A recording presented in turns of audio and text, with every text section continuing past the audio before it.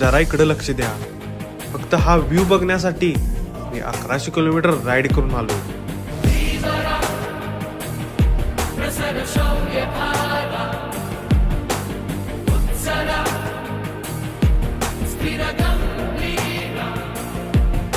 त्रिचीमधनं सकाळी 9 वाजता आमची राईड चालू झाली तंजावरच्या बृहदेश्वर मंदिरसाठी. तामिळनाडूतल्या तंजावर मध्ये असलेलं एक भव्य हिंदू मंदिर जे भगवान शिव यांना समर्पित आहे.